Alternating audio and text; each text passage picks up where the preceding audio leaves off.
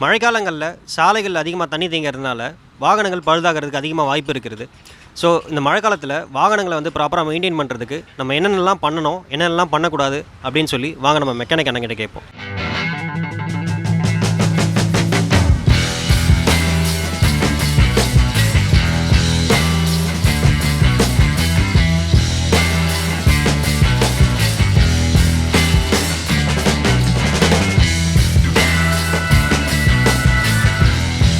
இப்போ பொதுவாக உங்கள்கிட்ட வந்து மழை காலத்தில் வந்து பைக் ரிப்பேர் அப்படின்னு சொல்லி என்னென்ன ஃபால்ட்டுன்னு வருது? ஸ்டார்டிங் ட்ரபிள் தான் ஹெவியாக வரும், எக்கச்சக்கமாக ஸ்டார்டிங் ட்ரபிள் வரும். அதுதான் மெயின். இப்போ கூட இந்த வண்டியோட ஸ்டார்டிங் ட்ரபிள் தான். இந்த வண்டி கூட மழை காலத்தில் மழையில் நனைஞ்சு ஸ்டார்டிங் ட்ரபிள். அதுதான் ப்ளக்கு பார்த்துட்ருக்கேன், ஆயில் சேஞ்ச் பண்ணியிருக்கேன், ஏர் ஃபில்டர்லாம் சேஞ்ச் பண்ணிகிட்ருக்கேன். பண்ணால் கரெக்டாக இருக்கும். இதெல்லாம் முன்னாடியே பண்ணுறது மூலமாக அது ஒரு சின்ன ஃபால்ட்டாக இருந்து ஒரு பெரிய ஃபால்ட்டாக ஆகாமல் தடுக்கலான்னா அது என்னென்ன? அதான் நீங்கள் மழைக்கு முன்னாடியே சர்வீஸ் ஒன்று பண்ணிட்டீங்கன்னா நல்லாயிருக்கும். அப்படி சர்வீஸ் கையில் பைசா இல்லை அப்படின்னா ஸ்பார்க் ப்ளக்கு ஆயில் மாற்றிட்டு ஏர் ஃபில்டர்லாம் க்ளீன் பண்ணி செயின் பிரேக்கெல்லாம் அட்ஜஸ்ட் பண்ணிங்கன்னா உங்களுக்கு வராது. நீங்கள் அப்படியே விட்டுட்டிங்கன்னா மிடில் வண்டி ஆஃப் ஆகிடும். அதுக்கப்புறமா நீங்கள் தள்ளிட்டு போக வேண்டியது இருக்கும். எங்கே மெக்கானிக் ஷெட் இருக்குன்ட்டு தள்ளிட்டு போக வேண்டியது வரும். உங்களுக்கு மழை காலத்தில் இதுதான் மெயினே. உங்களுக்கு லைட்டாக நனைஞ்சி இருந்தால் உங்களுக்கு ஸ்டார்ட் ஆகும், அதெல்லாம் பிரச்சனை இல்லை. தண்ணியில் இறங்கினா தான் ஸ்டார்ட் ஆகாது. தண்ணியில் மூழ்கி போச்சு, தண்ணியில் ஃபுல்லாக இறங்கினா தான் ஸ்டார்ட் ஆகுது. நீங்கள் இதெல்லாம் ப்ரொசீஜர் பண்ணி வச்சுட்டிங்கன்னா கண்டிப்பாக மழை காலத்தில் உங்களுக்கு மழையில் நனைஞ்சால் கூட பரவாயில்ல, ஸ்டார்ட் ஆகும். முடிஞ்ச அளவுக்கு மழை வந்ததுன்னா சென்டர் ஸ்டாண்ட் போட்டுக்கோங்க. அப்போ உங்களுக்கு ஒரு 2 கிக்கில் ஸ்டார்ட் ஆகிடும் வண்டி. ஏன்னா இப்போ நீங்கள் சொன்ன மாதிரி வண்டி வந்து இப்போ மழை தண்ணிக்குள்ளே போயிடுச்சு. இப்போ வெள்ளத்தில் வந்து நம்ம வந்து ஒரு சில சமயங்களில் வந்து வெள்ளத்துலேருந்து வர்றதுக்கோ இல்லை போகிறதுக்கோ நம்ம வந்து வண்டி உள்ளே கொண்டு போயிட்டோம், தண்ணிக்குள்ளே கொண்டு போயிட்டோம் அப்படின்னா என்னென்ன பண்ணணும்? அதுதான் இப்போ சைலன்ஸில் தண்ணி போயிடும். கண்டிப்பாக நீங்கள் வண்டியை நல்லா லிஃப்ட் பண்ணி எடுத்துகிட்டு ஸ்பார்க் ப்ளக்கை கட்டிட்டு கிக் பண்ணி எடுக்கணும். ஆயில் மாற்றி ஆகணும், ஏர் ஃபில்டர் க்ளீன் பண்ணணும். பண்ணாலே உங்களுக்கு ஸ்டார்ட் ஆகிடும் வண்டி. இப்போ மழை டைமில் வந்து அதிகமாக வந்து செல்ஃப் எடுக்காது தான் வந்து அதிக பிரச்சனையாக இருக்கும். ஓகேங்களா? செல்ஃப் யூஸ் பண்ணுறது நல்லதா இல்லை கிக் ஸ்டார்ட் மட்டும் தான் பண்ணணுமா? இல்லை, நீங்கள் தண்ணி இறங்கிச்சுன்னா ஃபஸ்ட்டு நீங்கள் கொஞ்சம் கிக் பண்ணிக்கோங்க. அதுக்கப்புறமா செல்ஃப் போட்டிங்கன்னா தண்ணி நல்லா கிக்கோட ஸ்மெல் பண்ணால் மோட்ரு நிறையா சுற்றும் நல்லா ஸ்பீடாக. அப்போ தண்ணி வெளியே வந்துடும். போட்டிங்கன்னா ஸ்பார்க் ப்ளக் போட்டு ஸ்டார்ட் பண்ணிங்கன்னா சீக்கிரம் ஸ்டார்ட் ஆகிடும். கிக் பண்ணுறதோட செல்ஃபு பெட்ரு. ஆனால் இப்போ மழை காலத்தில் பைக் ரிப்பேர் ஆகாமல் பார்த்துக்கிறது முன்கூட்டியே நம்ம என்னென்ன விஷயங்கள் பண்ணணும்? ஃபஸ்ட்டு ஸ்பார்க் ப்ளக் பார்க்கணும், அப்புறமா இன்ஜின் ஆயில் பார்த்துக்கோங்க. அதெல்லாம் கரெக்டாக வச்சுருந்தீங்கன்னா ஏர் ஃபில்டர் க்ளீன் பண்ணி வச்சுருக்காங்க. அதெல்லாம் பண்ணிட்டிங்கனாலே மழை காலத்தில் இப்போ உங்களுக்கு ஃபால்ட் வராது. செயின் அட்ஜஸ்ட் பண்ணிக்கோங்க, எல்லாமே அட்ஜஸ்ட் பண்ணி வச்சிங்கன்னா இப்போ மழை காலத்துக்கு டெம்பரரியாக plug, oil, air filter, chain, பிரேக்லாம் அட்ஜஸ்ட் பண்ணி வச்சுக்கோங்க. அதெல்லாம் பண்ணி வச்சிங்கன்னா உங்களுக்கு மழை காலத்தில் இப்போ உங்களுக்கு ப்ராப்ளம் இருக்காது. அது மெயின்டைன் பண்ணணும் மெயினாக. ஏன்னா இப்போ மழையில் நம்ம போயிட்டோம், வந்து பைக் ரிப்பேர் ஆகிடுச்சு, பைக் வந்து ஸ்டார்ட் ஆகலை அப்படின்னா ஃபஸ்ட் நம்ம என்னென்ன பண்ணணும்? ஃபஸ்ட்டு நீங்கள் ஃபுல்லாக சைலன்ஸர் மூழ்கிடுச்சுன்னா ஃபஸ்ட்டு நீங்கள் என்ன பண்ணுங்கள், ஸ்பார்க் ப்ளக் கட்டிடுங்க. வண்டியை நல்லா லிஃப்ட் பண்ணிவிட்டு இருக்கிற தண்ணி எடுத்துகிட்டு கிக் பண்ணி இருக்கிற தண்ணியெல்லாம் வெளியே எடுத்துடணும் ப்ளக்கு வழியாக. அதுக்கப்புறமா கார்பரேட்டர் ட்ரைன் பண்ணிவிடுங்க. ட்ரைன் பண்ணிவிட்டு 8% உங்களுக்கு எங்கே இருக்கீங்களோ அங்கேருந்து நியர்பை எங்கேயா போகிற வரலாம் கார்பரேட்டர் ட்ரைன் பண்ணிட்டு மறுபடியும் ஓப்பன் பண்ணி ப்ளக்கு மாட்டிட்டு ஸ்டார்ட் பண்ணால் ஸ்டார்ட் ஆகிடும். அதுக்கப்புறமா போயிட்டு நீங்கள் உங்கள் மெக்கானிக்கிட்ட போயிட்டு நீங்கள் ஆயில் சேஞ்ச் பண்ணிக்கோங்க. சைலன்ஸ் மூணுனால இன்ஜின் உள்ளே போயிடும் தண்ணி, அதனால் ஆயில் சேஞ்ச் பண்ணி ஆகணும்.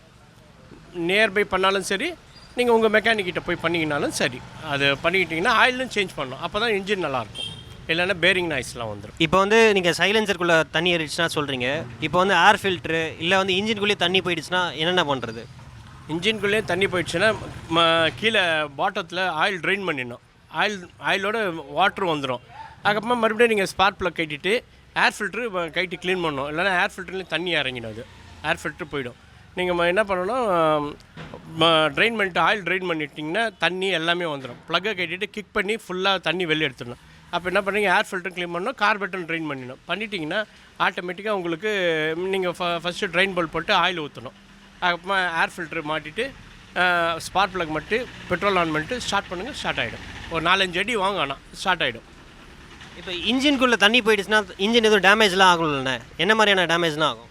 நீங்கள் ஆயில் ட்ரைன் பண்ணாமல் விட்டுட்டிங்கன்னா அப்படியே ஓட்டினீங்கன்னா இன்ஜின் பேரிங் போயிடும், கனெக்டர் நாய்ஸ் எல்லாம் வந்துடும். ஃபுல்லாக இன்ஜின் நாய்ஸ் வந்துடும் உங்களுக்கு. ஃபுல்லாக. அப்போ நம்ம இன்ஜினை எப்படின்னா சரி பண்ணுறது? இன்ஜின் பிரித்து தான் வேலை பார்க்கணும். வண்டிக்கு ஏற்ற மாதிரி இப்போ பைக்குக்கு ஒரு ரேட் வரும், ஆக்டிவா ஒரு ரேட்டு, ஸ்கூட்டி வண்டிக்கு ஏற்ற மாதிரி ரேட்டு வரும். வண்டிக்கு ஏற்ற மாதிரி ரேட் அது இன்ஜின் பிரித்தா அதுக்கு என்னென்ன ஆச்சோ அதுக்கு ஏற்ற மாதிரி ரேட் வரும்.